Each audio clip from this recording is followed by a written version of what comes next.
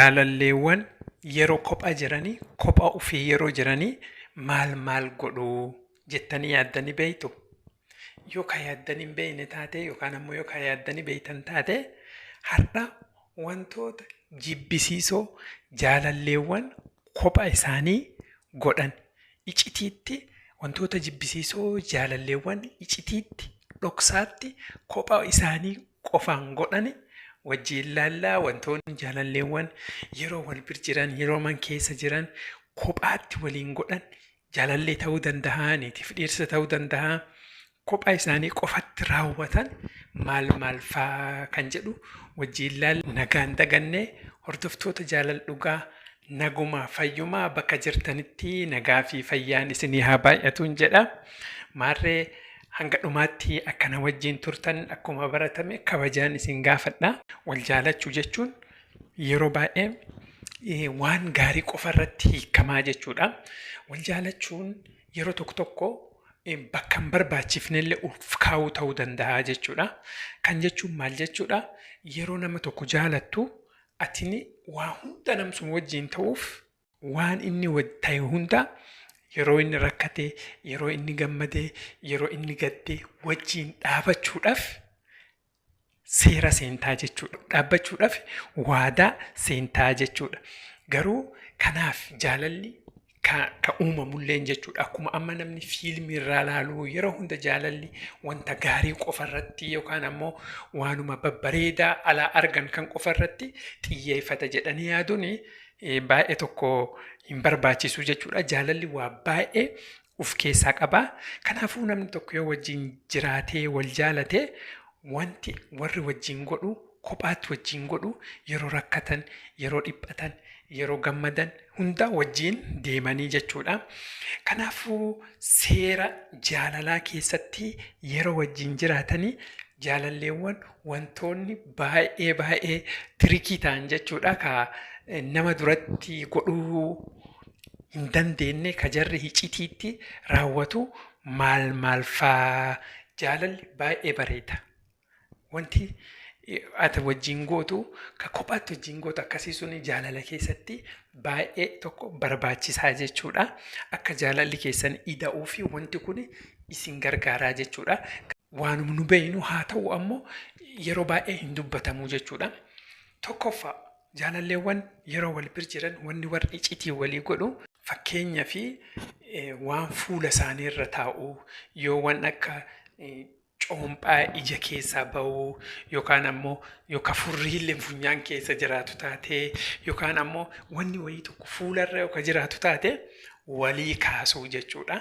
Kanaafuu jaalalleewwan waan akkanaa kanas walii godhanii kunis jaalala keessatti wanta namni baay'ee hin dubbanne ka jaalalleewwan icitiitti dhoksa qofatti wajjii godhanii jechuudha. Fakkeenyaaf yoo jaalallee kan kee irra fuula isii irra wanni wayii tokko fakkeenyaaf coomphaan yookaan ammoo waan akka finniisaa itti ba'ee waan finniisni suni malaafa naqatee akkana iita'ee ala ka jiraatu taate malaa sun keessaa baasuufi jechuudha. Wanni kuni waan jaalalleewwan kophaatti walii godhanii jechuudha. Ka biraa ammoo yeroo mana fincaanii seenan mana tokko keessa wajjin ka jiraatan taate akka biyya keenyaa manni fincaaniitii fi manni kaan garagaraa miti. Manni fincaanii manuma keessa jechuudha. Mana fincaanii yeroo fayyadamtu balbala bantee jaalalleesii duratti fayyadamuudha jechuudha. Kana waliin dhoysanii akkasumatti wajjin fayyadamanii jechuudha. Kunillee waan jaalalleewwan wantoota jibbisiisoo jechuudha. Waan nam duratti hin goone ka jaalalleewwan kophaatti godhan keessaa yeroo fakkeenyaaf garaa kaasaa yeroo jaarsi kan kee yookaan ammoo hiriyyaan kan kee yookaan jaalalleen kan kee garaan kaasuu yookaan ammoo dhukkubni itti dhagahamuu yookaan ammoo fakkeenyaaf waan akka salamukii yookaan dhugu taate waan kana yeroo inni gara mana fincaanii deemuu tajaajiluu yeroo inni dhukkubsatee jiru jala deemtee tajaajiluudha jechuudha. Kunillee wanta jaalalleewwan kophaatti walii godhanii jechuudha. Ka biraa ammoo fakkeenyaaf waan akka maastikaafa walii gahuu jechuudha. Akka maastika namni tokko yoo nyaatu kaanillee kutee kennuufi yookaan ammoo kaan alalchee kaan irra fuudhee alalchuu. Wanni kunillee ammoo waan akka dhoksaatti jaalalleewwan yeroo baay'ee waliin godhanii jechuudha. Mana keessatti wal dura deddeemu jechuudha. Huccuu salphaa keewwatanii yookaan ammoo waan agartee isaan babbareechuu keewwatanii seksii ta'anii man keessatti wal harkisuuf jedhanii wal bira deddeemuu jechuudha. Shaaworii seenuu fi heeyyama wal gaafachuu. Amma shaaworii seenuu barbaada seenikaa ati shaaworii seenuu feeta shaaworii kana jechuudha. Kanaafuu jaalalleewwan waan kana nama duratti hin godhanii garuu yeroo wal bira jiraatan shaaworii yookaan ammoo maasaajii yookaan ammoo waan dhoksaatti walii godhan waliin godhatanii jechuudha. Inni biraa ammoo waan barbaadan waliin dubbachuudha jechuudha.